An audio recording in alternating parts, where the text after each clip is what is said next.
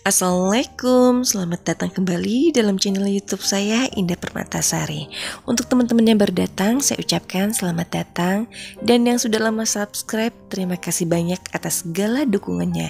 Semoga silaturahmi kita kembali terjalin. Amin. Hari ini yang akan saya bahas adalah penanaman hasil dari split bonggol. Sebelumnya pernah saya bahas tentang cara mensplit bonggol. Dan inilah hasilnya setelah beberapa minggu kemudian splitnya setelah dilakukan. Daunnya sudah mulai berdaun baru. Kenapa tempo hari saya potong pohonnya?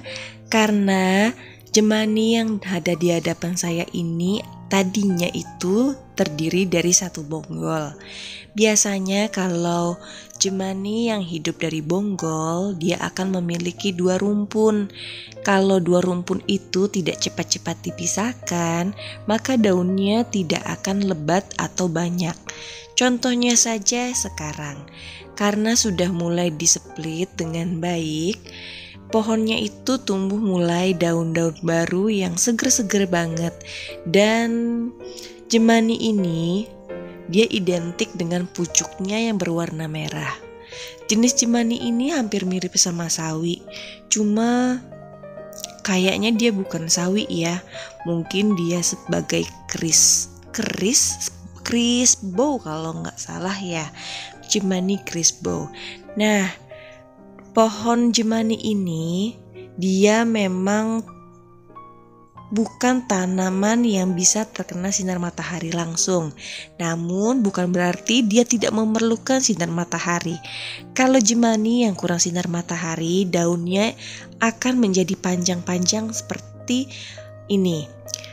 Saya kemarin belum saya kena sinar matahari langsung karena satu, pertumbuhannya harus benar-benar jaga karena baru displit. Jadi saya adem-ademin dulu.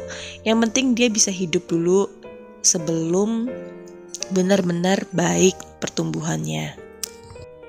Maaf saya ralat, bukan daunnya yang panjang, melainkan batangnya yang panjang. Batang jemani seharusnya itu mepet dengan tanah. Jadi dia tuh kayak hampir sama dengan sawi-sawi kayak gitu. Nah, karena sinar mataharinya yang kurang, jadi tangkainya akan sedikit panjang di bagian pucuk. Bisa kita lihat seperti ini.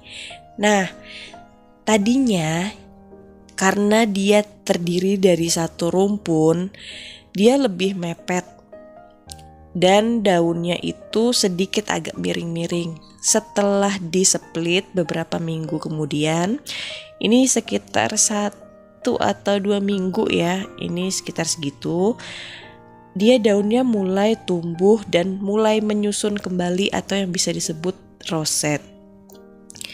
Tanaman yang sudah mulai roset akan tumbuh dengan baik.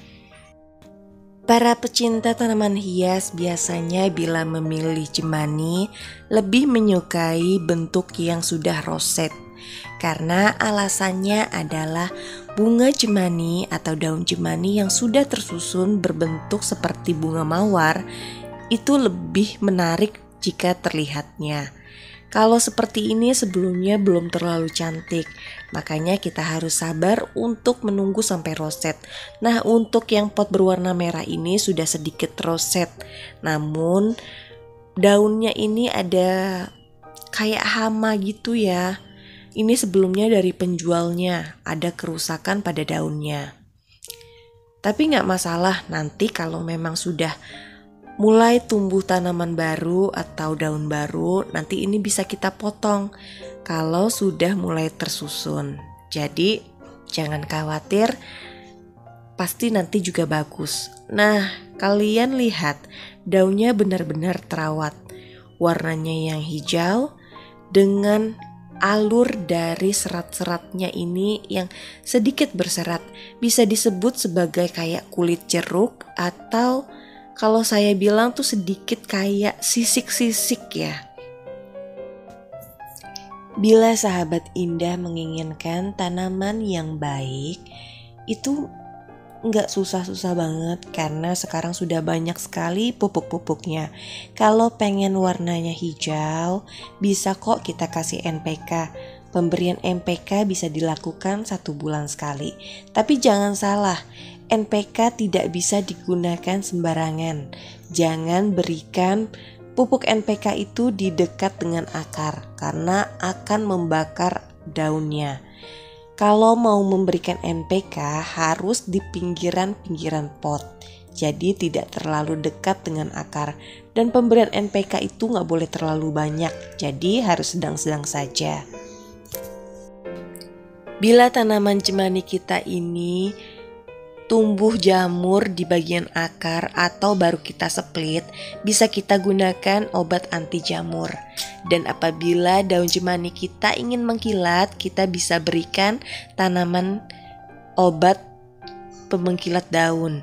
Dan apabila terdapat hama pada tanahnya atau medianya, setelah kita bongkar bisa kita gunakan furadan yang bertujuan untuk membunuh hama semut, hama cacing, dan hama-hama lainnya.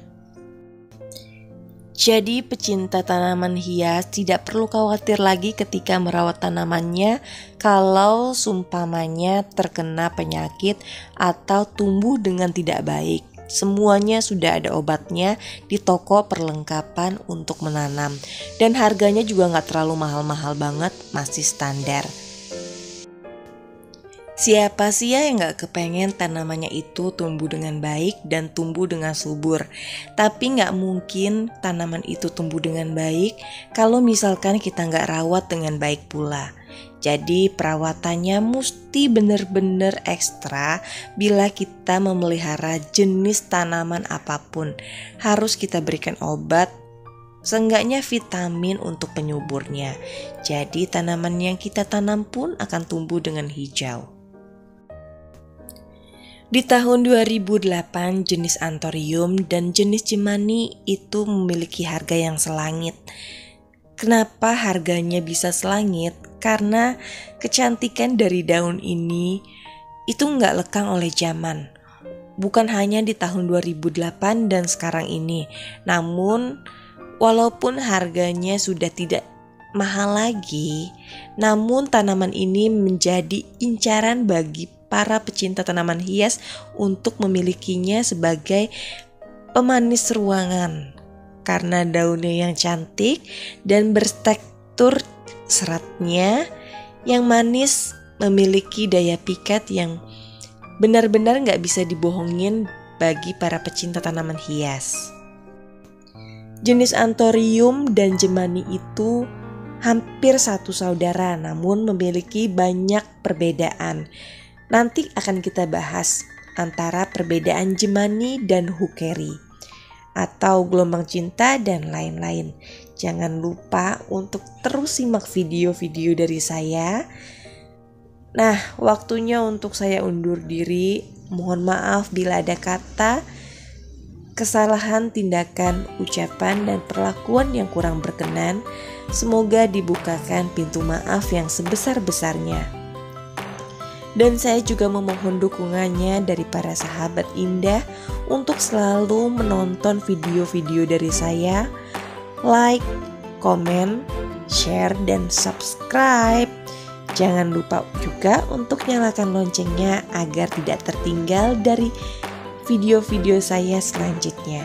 Terima kasih banyak, semoga kita semua bisa bersilaturahmi kembali. Amin. Thank you for watching.